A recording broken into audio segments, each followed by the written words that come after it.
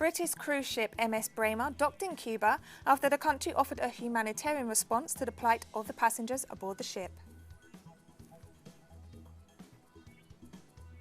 The Director General of the World Health Organization stressed on Wednesday that Africa should prepare for the worst, while China is set to help Europe tackle the COVID-19 outbreak.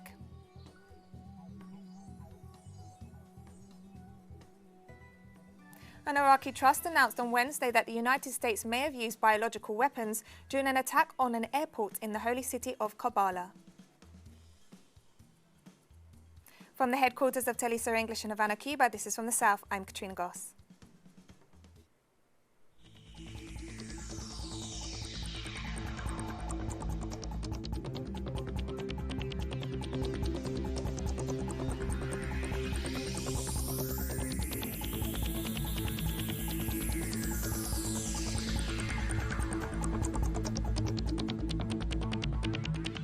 British cruise ship, the MS Braemar, docked in Cuba on Wednesday after the country offered a humanitarian response to the plight of the passengers aboard the ship. The ship arrived at Mariel Port early in the morning this Tuesday. Passengers leaving the ship were accompanied by medical personnel and protective gear to Havana's Jose Marti International Airport to board flights back to the UK. The mainly British passengers had been confined to the ship for weeks after a number of Caribbean countries, including the Bahamas and Barbados, refused to let them dock, given COVID-19 fears. Most of the 682 passengers are expected to arrive in London on Thursday morning. Meanwhile, any passengers showing coronavirus or flu-like symptoms are being flown to a British military base on a separate plane. British Foreign Secretary Dominic Raab expressed gratitude to the Cuban government for swiftly enabling this operation and for its close cooperation to make sure it was successful. Likewise, the World Tourism Organization thanked the Cuban authorities on Twitter, noting in challenging times, solidarity and understanding matters.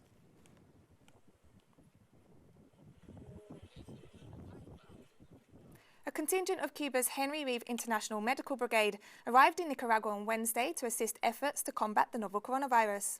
The group, composed of virologists, epidemiologists and intensive care physicians, will share experiences and present protocols and a catalogue of medicines being used to fight the coronavirus. The brigade travelled to Nicaragua following a request from its government to help prepare conditions in the face of the threat posed by the COVID-19 virus, which is spreading across the region. Nicaragua has yet to report any confirmed cases. Dr. Michael Cabrera, leading the Cuban brigade, stressed that it was an honour to share Cuban expertise and that the group would also learn from their Nicaraguan colleagues.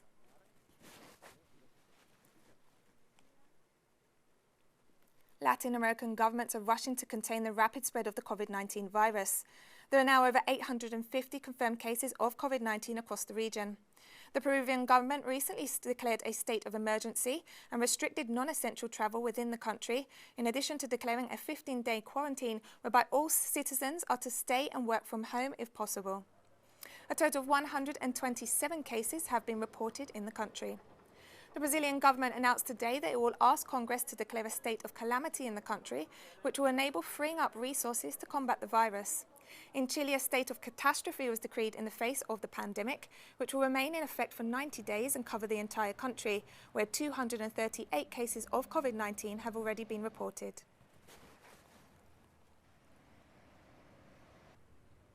Venezuelan Vice President Delcy Rodriguez announced that no new COVID-19 cases had been detected in the country on Wednesday, which has a total of 36 confirmed cases. The Vice President reported that President Nicolas Maduro requested that the World Health Organization allocate special humanitarian aid to tackle the coronavirus, including test kits, medical supplies and technical cooperation. Likewise, she emphasized that the request comes in the context of the illegal sanctions imposed by the United States, which limit Venezuela's access to key supplies in order to combat the spread of the virus. Our correspondent in Chile, Paola Dragnet, spoke with Nicole Tischler, a virologist at the Science and Life Foundation, about the necessary measures to counter the coronavirus pandemic in the country. We had been speaking with virologist Nicole Tischler from the Science and Life Foundation. To interview a virologist in times of a pandemic demands the observance of a number of measures, like maintaining a meter's distance and using the microphone prudently. Nicole, very briefly, We were discussing scientific issues when we received this report about President Sebastián Piñera's decision. Which measures, in your view, should be included in this state of emergency to curb the infection rate, which has spiked in Chile, according to the media? And thank you for having us.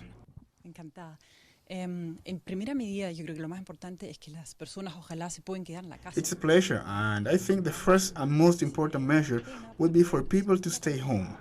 It's a pleasure. I think the first and most important measure would be for people to stay home, to observe some sort of quarantine in order to reduce the people's contact. But people should be free to go out and meet their basic needs, like going to the supermarket, seeing a doctor, or going to the pharmacy, etc. So if the decision is made for workers to stay home with full pay, this would be something that could help flatten the curve of new cases. And in terms of, for example, no availability of hand sanitizers or masks, these people are hoarding, are these self-protection measures necessary? And in your view, should the government take measures to facilitate the availability of these products to their people?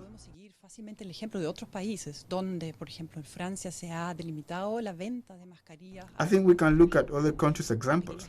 For instance, France has restricted the sale of masks to small businesses or individuals in order to ensure their supply to health centers and clinics and medical personnel who do require these masks.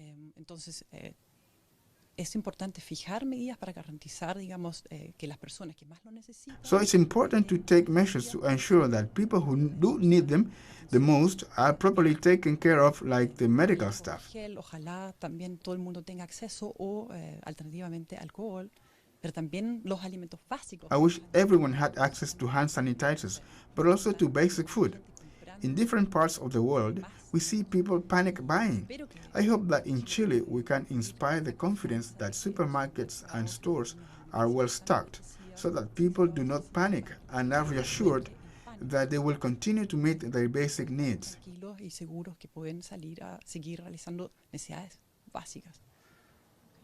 Thank you so much, Nicole.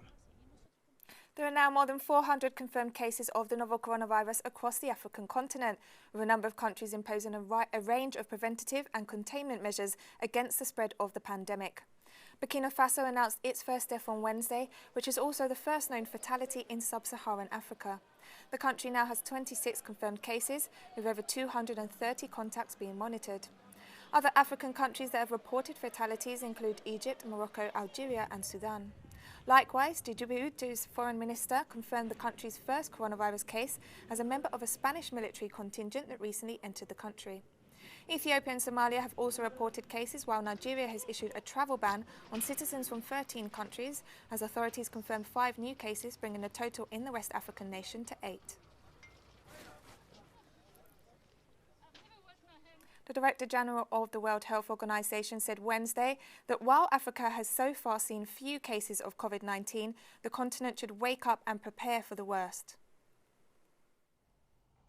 We know that many countries now face escalating epidemics and are feeling overwhelmed. We hear you.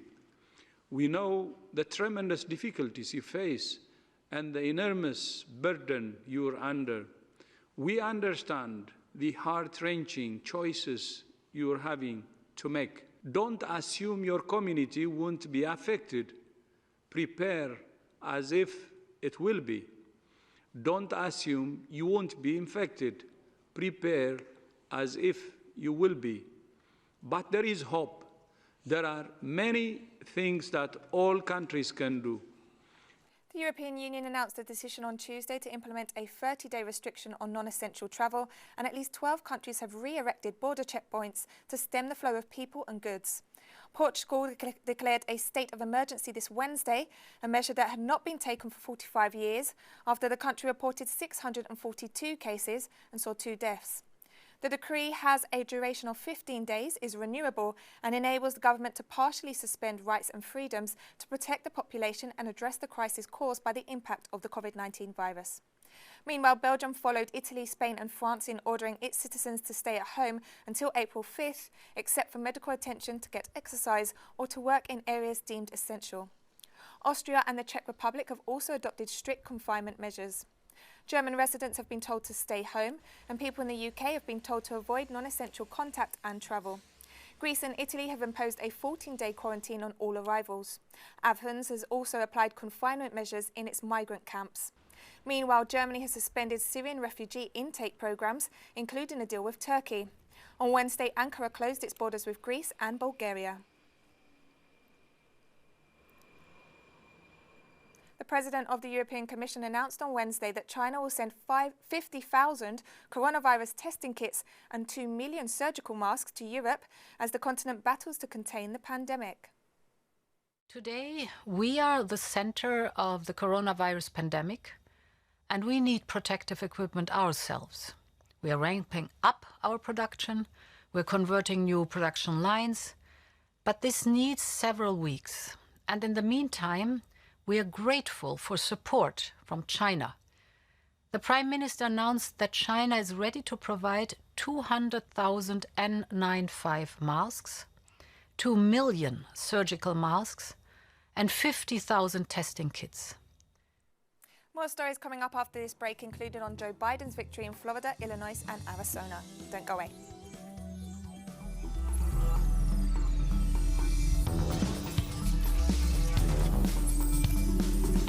Welcome back. The chair of the Caribbean Community, Mia Mottley, said in a strongly worded statement that there are forces in Guyana that do not want to see a recount of the country's ballots following the March 2nd general and regional elections. Mottley's comments came after the 5-member independent CARICOM high-level team withdrew its services on Tuesday following an injunction from the Guyanese High Court to block the vote recount. Later on Tuesday, Mottley explained that CARICOM had been forced to withdraw the regional team. The Prime Minister of Barbados reiterated that the preservation of law and order is paramount and all parties must work hard to ensure that there is peace across Guyana. The injunction issued on Tuesday put a stop to the agreement reached previously between the incumbent president of Guyana and the leader of the opposition to hold a full recount of votes following continued complaints of electoral fraud. We also met with the representatives of the small parties. We met with the election observers. 2 former officers of the now defunct Mexican Federal Police have been arrested on charges of torturing some of those detained over the disappearance of the 43 Ayotzinapa student teachers. One of the detained officers currently serves as Deputy Director of Operational Control for the Security Directorate of the Mexican Chamber of Deputies. The other is Area Director at the Criminal Investigation Agency and reports to the Attorney General of the Republic. They are accused of subjecting several detainees to torture in October 2014 to compel them to plead guilty to participating in the disappearance of the missing 43 student teachers. Although these events were denounced in 2015, the investigation did not progress until last year when a video was released depicting the torture of one of the victims.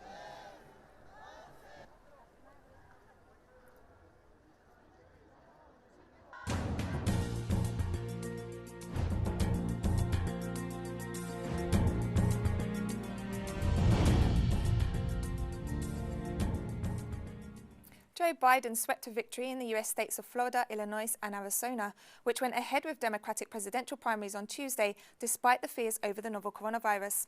Biden has now moved closer to securing the 1,991 delegates he needs to secure the Democratic nomination. He currently has the support of a total of 1,153 delegates. Due to the COVID-19 outbreak, Ohio, with 136 delegates, has indefinitely postponed its primary election, although many in the state have already cast their ballots early or via absentee ballots. Florida and Arizona have robust early voting systems, which means any drop in same-day balloting had less of an effect on total turnout than in Illinois. In Arizona, for instance, early voting exceeded the entire turnout in the state's 2016 Democratic primary, and the state was called for Biden just a few hours after the polls closed.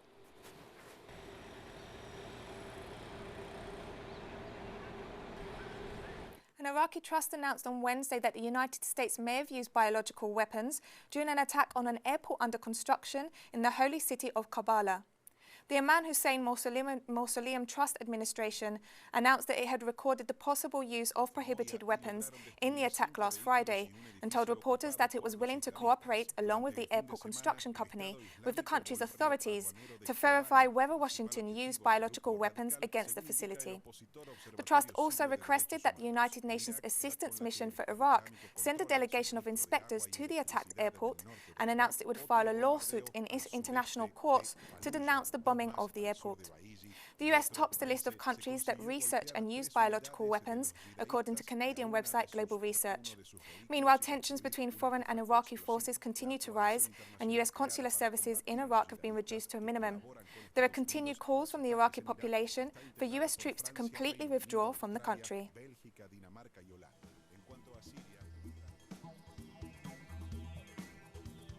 And we've come to the end of this news brief. You can find these and other stories on our website at telesurenglish.net. And join us on social media, Facebook, Twitter and Instagram. For Telesur English, I'm Katrina Goss. Thank you for watching.